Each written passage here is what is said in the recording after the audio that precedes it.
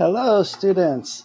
As we're starting a new module, fraction, decimal, and percent equivalence, module 2, I wanted to introduce one of the topics, which is percents and what that means. I have an example here where you could use percents in real life. It is a survey asking which do you prefer, skiing, snowboarding, or neither. And we're going to take a fraction, number of people who prefer skiing to total number of people, and find out what percent like skiing, like snowboarding, or like neither. So the word percent comes from the Latin base cent, meaning 100. So the way to think of a percent is really just a fraction comparing the number to 100 or out of 100. So if we had 43 out of 100, that is saying 43%. Or another example could be if 35 out of 100 apples are red, then 35% of the apples are red. So when it's out of 100, the percent is really easy to find from a fraction. But in this survey, I'm going to ask 10 people and record the results. So if I were to have asked 10 people, which do they prefer? And I got 5 who said they like skiing, 3 that prefer snowboarding, and 2 that don't really like either. What percent prefer skiing, prefer snowboarding, or prefer neither? So if we add these up, that means I asked 10 people total. So 5 out of 10 like skiing, 3 out of 10 liked snowboarding, and 2 out of 10 preferred neither. So let me bring down these fraction bars. We're going to look at this as fractions first, and then see if we can convert it to percents. So skiing, there were 5 out of 10. So if this top red bar represents 10 people, then 5/10 would prefer skiing. So 5 out of 10. So 1/10, 2/10, 3/10, 4/10, 5/10. 5 out of 10 preferred skiing. Let's look at snowboarding. 3 out of 10.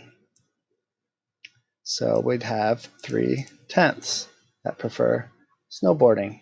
And 2 out of 10 preferred neither. So when we add all of these up, there are 10/10, which make up the whole 10 people. Each one of these represents one person, so 1/10 of the people surveyed. How does that change if we make it decimals? So from a fraction, these are 1/10. You can write them in decimal form also. These are each 1/10.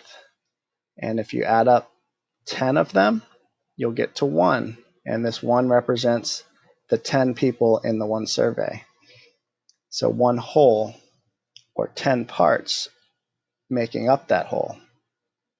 What would this look like as percents? You can see that 100% would be 10 people. So 5 people out of the 10. So let me write the results here. We had 5 out of 10 prefer skiing. So that's 10, 20, 30, 40, 50% that answered skiing. Then there were 3 out of 10 that preferred snowboarding, so that's 30%. And then finally, 2 out of 10 preferred neither. If we add up the two 10%, you will get 20%, and 50 plus 30 plus 20 equals 100%. So the percents add up to 100. If you add all of the choices together, 50% of them said skiing, 30% said snowboarding, 20% said neither, 100% of them said something.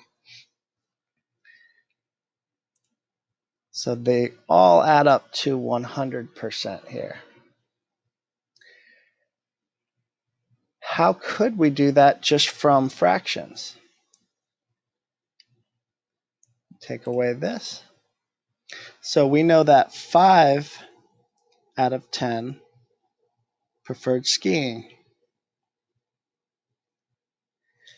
To get to a percentage, we need it to be out of 100. So this is where equivalent ratios or equivalent fractions come in. So we know 5 out of 10 answered skiing. How many would answer skiing out of 100? We want an equivalent fraction. So we want to do the same thing to both numbers and make the bottom number 100. We want this number to be compared to 100. If there were 100 people that we asked, how many would say skiing? Well, to get from 10 to 100, you have to multiply by 10. And to keep it equivalent, you do the same to both, which would give you 50 out of 100. Which, when anything's out of 100, the percent is just your top number, so 50%. In the other situation for snowboarding,